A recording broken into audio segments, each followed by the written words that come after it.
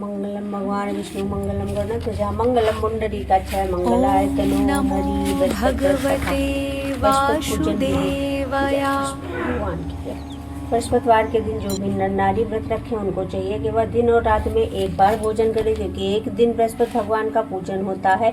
भोजन पीले चने की दाल आदि का करना चाहिए, नमक नहीं खाना चाहिए। पूजन में पीले फूलों और पीले चंदन का प्रयोग करना चाहिए। पूजन के बाद प्रेम सहित गुरु महाराज की कथा सुननी चाहिए। इस व्रत को करने से मनवांछित फल की प्राप्ति होती है और बृहस्पति भगवान अति प्रसन्न होते हैं, इसलिए यह व्रत सर्वश्रेष्ठ और फलदायक होता है। सभी स्त्री पुरुषों के लिए यह व्रत करना चाहिए। इस व्रत में केले के वृक्ष का पूजन करना चाहिए। कथा व पूजन सत्य वचन मन और कर्म वचन से शुद्ध होकर जो इच्छा हो बृहस्पति देव से मांगना चाहिए। बृहस्पति देव की सभी इच्छाओं को अवश्य पूरा करते हैं, इसे विश्वास रखना चाहिए।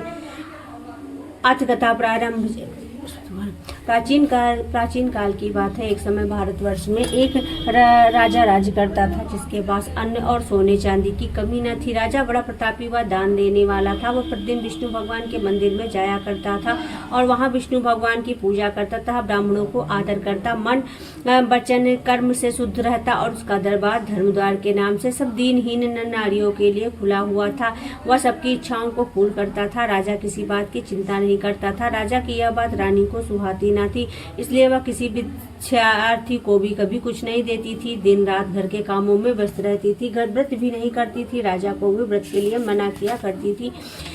एक दिन की बात है, बृहस्पतिवार का दिन था, जिस समय राजा वन की ओर शिकार खेलने गए हुए थे। घर पर रानी दासी घर में काम काजों में लगी थी। उसी समय बृहस्पति भगवान एक विप्र का रूप धारण कर राजा के द्वार पर प्रकट हो गए और भिक्षा की याचना करने लगे। रानी को दान आदि की बात न सुहाती थी, इसलिए वह क्रोधित होकर बोली, हे विप्र देवता, मैं दान से परेशान हूँ, इसलिए कोई ऐसा उपाय बताओ जिससे संपूर्ण धन का लोभ हो जाए और मुझे शांति हो। विप्र रानी की बात सुनकर आश्चर्य में पड़ गया और सोचने लगा, आज तक मुझे कोई भी स्त्री ऐसी नहीं दिखी जिसको धन याद की चिन्ह भी इच्छा ना हो। वह धन से घृणा करती हो। इसलिए विप्र ने रानी से कहा, हे रानी, तुम बहुत ही विचित्र स्त्री हो। मैंने आज तक कोई ऐसी स्त्री नहीं देखी जिसे धन और पुत्र की चाह न हो। पत्नी भी कुछ चाहती है। अगर तुम्हारे पास धन आदि है तो उसे पुण्य कार्य में लगाओ, भूखों को भोजन करवाओ, गर्मी में प्यालू बनवाओ, विप्रों को दान दो, कुआं तालाब सड़कें मंदिरों का निर्माण कराओ। प्रत्येक गुरुवार के दिन बृहस्पति देव की पूजा व्रत करो तथा कथा सुनो, जिससे स्वर्ग की प्राप्ति होती है, अति सुख मिलेगा और कुल का नाम उज्जवल होगा। रानी इस बात को सुनकर और क्रोधित होने लगी, बोली, हे विप्र देवता, मैं इस सब कार्य करके मेरे पतिदेव करते हैं, पर मुझे यह सब कार्य नहीं सुहाता, इसलिए आप इस तरह के सुझावों को मेरे सामने प्रस्तुत न करें और यह उपाय बताएं जिससे संपूर्ण धन नष्ट हो जाए। तो विप्र देवता अधिक चिंतित हुए और पर रानी चाहती थी कि उसके पास से सारा धन चला जाए। विप्र ने कहा, हे रानी, जब स्वयं यही चाहती हो तो ऐसा ही होगा। मैं तुमको उपाय बताता हूँ। तुम बृहस्पतिवार के दिन घर लीपना पोतना, केसों को धोना और स्नान आदि राजा से कहना कि वह हजामत बनवावे और भोजन में मांस मदिरा प्याज खाना, धोबी को कपड़े धुलने को देना, घर की सफाई करना। इस तरह 7 गुरुवार करने से तुम्हारा संपूर्ण धन नष्ट हो जाएगा। ऐसा वचन सुनकर रानी अत्यंत प्रसन्न हुई। प्रथम गुरुवार के दिन से ही विप्र के आदेशों पर चलना आरंभ कर दिया।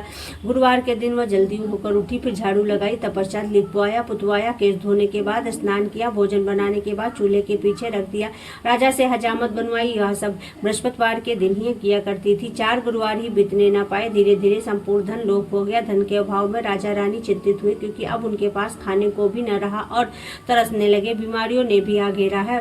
गरीबी में आटा गीला होने से राजा ने आत्महत्या करने की सोची। तब यह सब रानी के कारण हुआ था, इसलिए रानी लज्जित थी।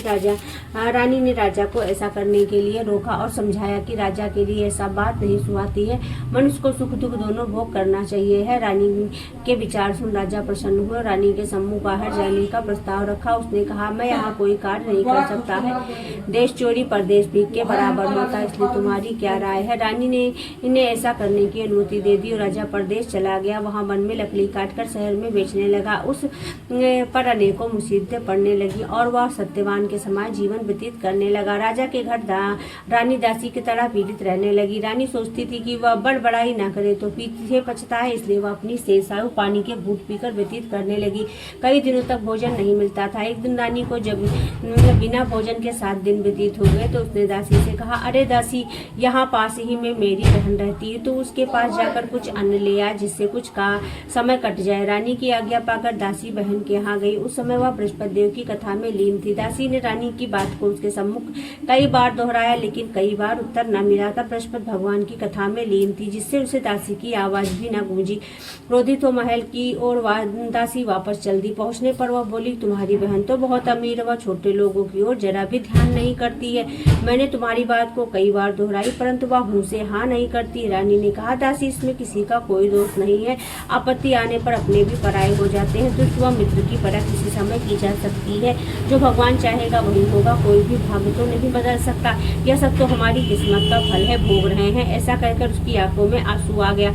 बृहस्पति भगवान महाराज की कथा के पश्चात उसे दासी का ख्याल आया। जब वह वहीं न दिखी तो अत्यंत दुखी हुए और बहन के घर आई और बोली, मैं बृहस्पति की कथा में लगी थी। बृहस्पति की कथा के समय न बोलते हैं न उठते हैं, इसलिए मैंने तुम्हारी दासी से कुछ नहीं कहा। बताओ उसके भेजने का क्या कारण था? उसने कहा, मैंने कुछ अन्न लाने के लिए भेजा था। इस समय मेरे पास खाने को कुछ भी नहीं है। बहन ने कहा, बृहस्पति देव सब इच्छाओं को पूर्ण करते हैं। देखो, शायद तुम्हारे यहाँ कुछ गल्ला पड़ा हो। उसने जाकर देखा तो वहाँ पर एक कोने में अन्न का ढेर मिला, जिससे उसे बड़ा आश्चर्य हुआ। दासी रानी से बोली कि मैं तो अन्न के अभाव के कारण ही तो मैं नित्य व्रत कर रही थी, परंतु बृहस्पति के व्रत की विधि व कथा पूछ लो तो मैं अत्यंत अच्छा होगा। रानी के पूछने पर उसने बृहस्पति की कहानी इस प्रकार बताई कि एक समय की बात है, एक गरीब विप्र था जो संतान के अभाव में बहुत चिंता था। उसकी स्त्री दरिद्र थी, वह बिना स्नान और पूजा किए ही भोजन करती थी। उसके बाद वह सब कार्य करती थी। उससे विप्र और भी दुखी था। उसने अपनी पत्नी का बहू को बहुत समझाया, परंतु वह नहीं मानती थी। विप्र एक मंदिर का पुजारी था, वह वहीं पर रहता भी था। भगवान की कृपा से उसकी औरत के गर्भ हुआ। सब कुछ मास बाद उसको एक कन्या पैदा हुई। कन्या दिन प्रतिदिन बड़ी होने लगी। वह लड़की रोजाना नहाकर विष्णु भगवान की पूजा तथा प्रति गुरुवार को व्रत करती थी। पूजा के बाद रोजाना पाठशाला जाया करती थी। जाते समय एक मुट्ठी भर जौन ले जाती थी, जिसे वह रास्ते में बिखेर दिया करती थी। बृहस्पति महाराज की कृपा से वह जौन सोने में परिवर्तित हो जाया करते थे और वह लड़की घर लौटते समय उन जौ को बीन लेती थी। एक दिन लड़की सूप में जौ साफ कर रही थी। पिता बोले, सोने के जौ फटकाने के लिए सोने का सूप शोभा देता है। गुरुवार को लड़की ने व्रत रखा था और गुरुदेव के से सोने के सूप की मांग की। गुरुदेव जी ने लड़की की बात स्वीकार कर ली। जब पुत्री पाठशाला से लौटते समय अपने बिखरे हुए जौ उठाती थी, तभी उसे सोने का सूप मिला। वह उसे भी उठा लाई और अधिक खुश थी। फिर सोने के सूप से साफ करने लगी, परंतु उसकी माँ की आदत फिर भी न बदली। एक दिन जब वह जौ साफ कर रही थी, उधर से राजकुमार आया। उसकी नजर उस लड़की पर गई, जिसे देखकर मोहित हो गया और घर में परेशान सा था। बिना कुछ खाए पिए बगीचे में घूमने लगा। राजा ने राजकुमार के पास जाकर पूछा, तुम परेशान क्यों हो? तुम्हें क्या कष्ट है? उसे बताओ, मैं तुम्हें दूर करने का उपाय करूंगा। राजकुमार बोला, पिताजी, आपकी दया से मुझे कोई कष्ट नहीं है, परंतु मैं उस लड़की से ही ब्याह करूंगा जो सोने के जौ में जौ साफ करती। तो राजा को आश्चर्य हुआ। बोला, बेटा, तुम ऐसी लड़की का पता बताओ, मैं तेरा ब्याह अवश्य करा दूंगा। राजा ने मंत्री को विप्र के साथ भेजा और मंत्री ने विप्र को सब बात बता दी। वह अपनी लड़की की शादी राजकुमार के साथ करने को तैयार हो गया। कुछ समय बाद लड़की की शादी का समय निकट आया तो विप्र को धन की अधिक चिंता हुई, जिससे वह अपनी लड़की की शादी राजकुमार के साथ धूमधाम से कर सके।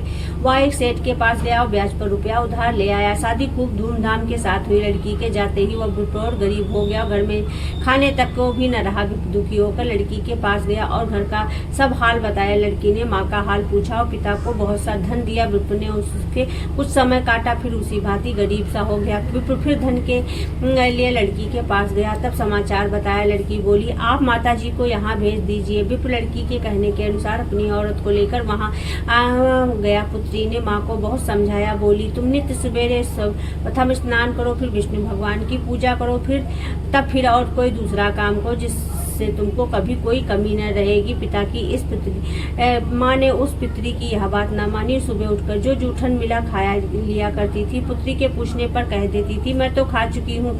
माँ की जिद पर क्रोधित हुई लड़की क्रोधित हुआ करती थी। एक दिन उसने माँ को कोठरी में बंद कर दिया और सुबह खोला, स्नान कराया, विष्णु भगवान की पूजन कराई। तब माँ की बुद्धि ठीक हुई। तब से उसने बृहस्पति का व्रत रखना शुरू कर दिया, जिससे उसे अधिक धन की प्राप्ति हुई। विप्र ने अपने ऊपर शादी के लिए जो रुपया लिया था धीरे धीरे सब दे दिया, परंतु मुनि ने बेचारे विप्र का रुपया खाता में जमा नहीं किया था। वह रुपया खुद हजम कर गया। तो सेठ ने मुनीम से पूछा कि ब्राह्मण ने कितना रुपया तुम्हें वापस दिया है।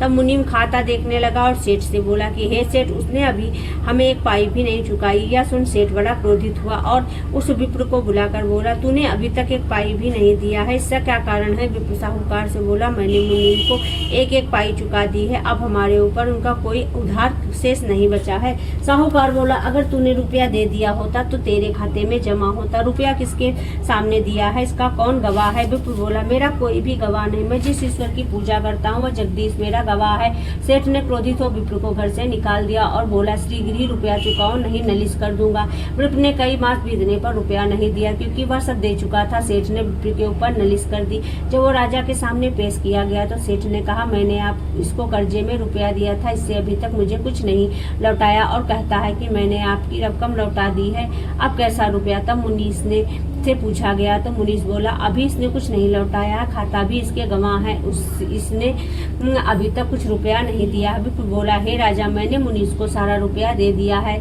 इसके लिए हमारे जगदीश गवाह हैं। विप्र के बयान के अनुसार जगदीश को 3 बार आवाज दी गई। बृहस्पति देव ने अपने भक्त पर मुसीबत और लगन देख के स्वयं साधु के रूप में जगदीश के रूप में प्रकट हो गए। तीसरी बार आवाज देने पर प्रकट हो गए। बोले, हे जगदीश, तेरे सामने ही मेरे सामने ही इसने सेठ को रुपया दे दिया था। वह खाते के पन्ने व नंबर भी बता दिया जिससे विप्र के सब रुपया जमा हुए थे। बृहस्पति देव ने इतना बताया और लोग हो गए, सब आश्चर्य में पड़ गए, यह जगदीश कैसे यहाँ आया। सेठ और मुनीस अपना समूह लेकर वापस चले गए। विप्र मरने पर स्वर्ग को प्राप्त हुआ। उसी ने बताया कि बृहस्पति का व्रत रखने से मनचाहे फल मिलते हैं। उस दिन से रानी और दासी बृहस्पति देव की पूजा तथा व्रत करने का निश्चय किया। रानी और दासी ने गुरुवार के दिन व्रत रखा। दासी पड़ोस में चने की दाल और गुड़ मांग लाई, उसी से गुरुदेव महाराज का पूजन किया। खाने में पीले भोजन की जरूरत हुई जिसके लिए रानी और बहुत दुखी हुई। गुरुदेव महाराज दोनों के प्रेम को देखकर बहुत खुश हुए और उनका कष्ट देखा न गया तो रानी के द्वार पर 2 थाल में पीले भोजन को लेकर प्रकट हो गए। दासी को दोनों थाल देते हुए गुरुदेव ने कहा, ये भोजन तुम्हारे और दासी के लिए है। इतना कहकर गुरुदेव महाराज लोप हो गए। दासी अत्यंत खुश हुई और उसने रानी से खाना खाने को कहा। दासी को यह बात मालूम न थी, इसलिए वह बोली, दासी क्यों मेरी हंसी उड़ा रही हो। दासी ने कहा, मैं हंसी नहीं करती हूँ, अभी एक साधु 2 थालों में खाना ले गया और दोनों को खाने के लिए कहा है। रानी और दासी पहले गुरुदेव को प्रणाम किया और फिर खाना खाया।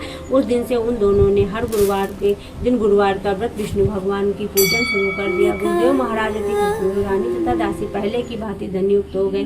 रानी ने फिर आलस करना शुरू कर दिया। दासी ने रानी से कहा, तुम पहले इसी प्रकार आलस किया करती थी, इसलिए धन का लोभ हो गया था।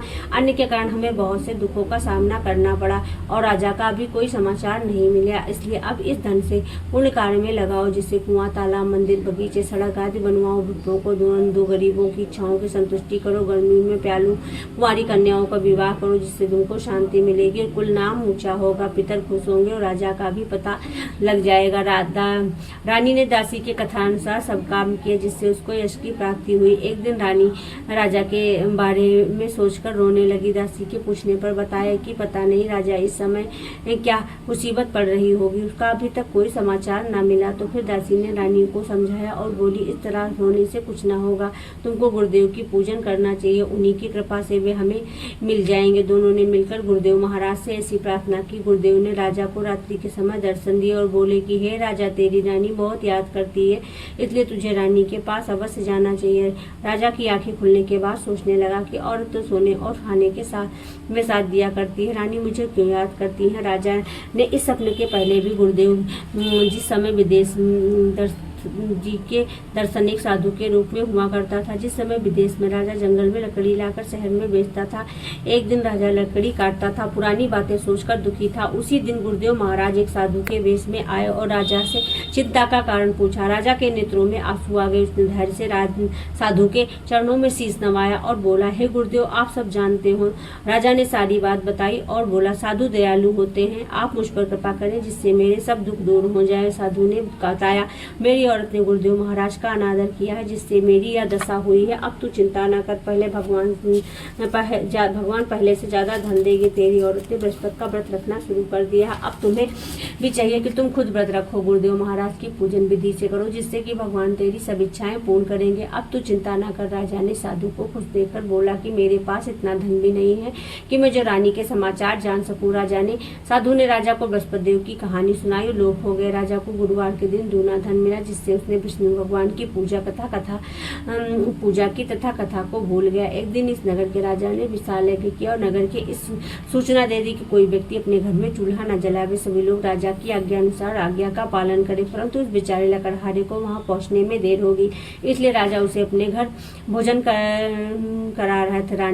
भोजन कराने के लिए अपने घर लेके गया। वो भोजन कर ही रहा था कि रानी की निगाह उस स्थान पर पड़ी जहाँ उसने पहले से जेवर रखते थे। वहां पर कुछ भी न दिखने पर रानी आश्चर्य पड़ गई। लकड़हारे को चोर समझकर उसे जेल में बंद कर दिया। जेल खाने में लकड़हारे ने सोचा कि मैंने कौन सा पाप किया जिसके कारण मुझे नित्य मुसीबतें आती रहती हैं। तब सब उसी साधु की याद आई जो जंगल में था। उसकी मुसीबत देखकर गुरुदेव जी फिर साधु के वेश में प्रकट हुए। कहा कि अरे मूर्ख, तूने गुरुदेव महाराज की कथा नहीं की थी जिसके कारण तुझे यह कष्ट मिला है। चिंता न कर, अब की बृहस्पति को इसी जगह कुछ धन मिलेगा जिससे गुरुदेव का पूजन करना सब कष्ट दूर हो जाएंगे। साधु यह कहकर लोग हो गए। राजा को गुरुवार के दिन उसी जगह पर धन मिला जिससे उसे कथा आदि किया तो गुरुदेव महाराज खुश हुए और उस देश के राजा से स्वप्न में कहा कि हे राजन, तूने जिस आदमी को जेल में बंद किया है वह चोर नहीं है। रानी के जेवर उसी जगह रखे हैं, इसलिए उसे छोड़ दो, नहीं तो तुम्हें भस्म कर दूंगा। राजा ने सुबह होते ही रानी के जेवरों को उसी जगह पर पाया। लकड़हारे के पास जाकर क्षमा मांगी और उसे राजा की पोशाक में करके उसे अपने देश को गुरुदेव की आज्ञा अनुसार वापस भेज दिया। राजा अपने देश में पहुंचा तो आश्चर्य हुआ क्योंकि अब वहां पहले से अधिक तालाब, बाग, धर्मशालाएं, मंदिर, कुएं आदि थे। राजा के पूछने पर पता चला कि यह सब रानी और दासी के हैं। तब राजा को आश्चर्य हुआ, क्रोध भी आया। रानी को जब राजा का समाचार मिला तो द्वार पर आई और पराये पति से मिलकर बहुत खुशी। राजा ने क्रोध में आकर अपनी तलवार निकाली और पूछा, यह सब धन कहाँ से आया है? तब रानी बोली, यह धन गुरुदेव के व्रत के प्राप्त हुआ है। राजा का क्रोध शांत हुआ और उस दिन से 3 बार गुरुद्वार की कथा और पूजन करना शुरू कर दिया। नित्य व्रत करने लगा। राजा के पास हर समय चने की दाल रहती थी। राजा एक दिन अपनी बहन के घर जा रहा था। रास्ते में एक मुर्दा मिला जिससे कुछ लोग शमशान लिए जा रहे थे। राजा ने उसको रोका और बोला, आप मेरे गुरुदेव महाराज की कथा सुन लीजिए। वो सोचने लगे कि यह बड़ा मूर्ख है, हमारा तो आदमी मर गया। इसे शरारत सूझी, परंतु कुछ लोग सुनने के लिए राजी हो गए। राजा ने चने की दाल ली, फिर कथा शुरू कर दी। तब बीच में मुर्दा हिलने लगा और जब वह राम राम कहकर खड़ा हो गया तब राजा ने चने की दाल दी और व्रतवा पूजा के लिए आदेश दिया। सब अपने घर चले गए। मार्ग में राजा को एक औरत मिली जिससे लड़के को सांप ने डस लिया था। वह रो रही थी। राजा ने उसे भी बृहस्पति की कथा सुनाने को कहा, परंतु पहले वह औरत राजी न हुई। बाद में राजा राजी हो गए। कथा के अंत में पुत्र अच्छा हो गया। राजा ने औरत को चने की दाल दी और व्रत करने को कहा। राजा बहन के घर चल दिया। आगे एक किसान मिला जो खेत जोत रहा था। राजा ने उसे कथा सुनने को कहा। तब वह बोला, जाओ तुम अपना काम करो, इस समय कुछ नहीं सुनेंगे जब तक खेत जोत लूंगा। राजा आगे बढ़ा तो उसका बैल चोट लगने के लिए गिर गया और जिसके सिर में दर्द हुआ। तब उसकी माँ खाना लेकर आई। पुत्र के हाल जाना तो राजा के पास गई। बोली, मैं कथा सुनूंगी। राजा ने उसे कथा सुनाई जिससे किसान और बैल ठीक हो गए। राजा बुढ़िया से गुरुवार की कथा व्रती करने को कहा। राजा बहन के यहाँ पहुंचा तो बड़ा आदर सत्कार हुआ। सुबह राजा सोकर उठा तो देखा सब लोग भोजन कर रहे थे। बहन से पूछा तो पता चला यह सब लोग पहले भोजन बाद में काम करते हैं। राजा बोला, यहाँ कोई ऐसा व्यक्ति जिसने भोजन न किया हो तो मैं ऐसे आदमी को कथा सुनाऊंगा। बहन बोली, यहाँ कोई ऐसा व्यक्ति नहीं जिसने भोजन न किया हो, मैं ऐसे आदमी को कथा सुनाऊंगा। बहन बोली, यहाँ ऐसा कोई व्यक्ति नहीं, मैं पड़ोस में देखती हूँ। पड़ोस में एक किसान का पुत्र था जो बीमारी से बहुत दिनों से खाना नहीं खाया था। राजा ने वहीं जाकर बृहस्पति की कथा सुनाई जिससे उसके पुत्र का बुखार ठीक हुआ और बाद में सब लोग ने भोजन किया। राजा बहन के घर से वापस आने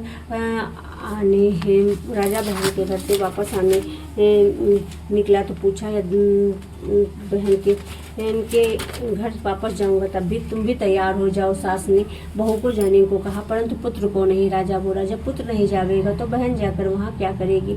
सास ने लड़के को जाने के लिए इसलिए मना किया क्योंकि राजा की कोई संतान न थी। राजा दुखी वो अकेला लौट आया। राजा ने रानी से कहा, मेरी कोई संतान नहीं जिससे मेरा वंश चले, इसलिए हमारा जीवन बेकार है। रानी राजा को धैर्य से दे बोली, अब गुरुदेव ने हमारी सभी इच्छाएं पूर्ण की तो वह संतान भी देंगे। रानी ने कुछ माह बाद गर्भ हुआ जिससे पुत्र की प्राप्ति हुई। राजा ने रानी से कहा, औरत बिना पुत्र रह सकती परंतु बिना कहे नहीं। जब मेरी बहन आए तो उससे कुछ न कहना। रानी बोली, ठीक है। राजा की बहन को जब यह हाल मिला तो बधाई संदेश लेकर रानी के घर आई।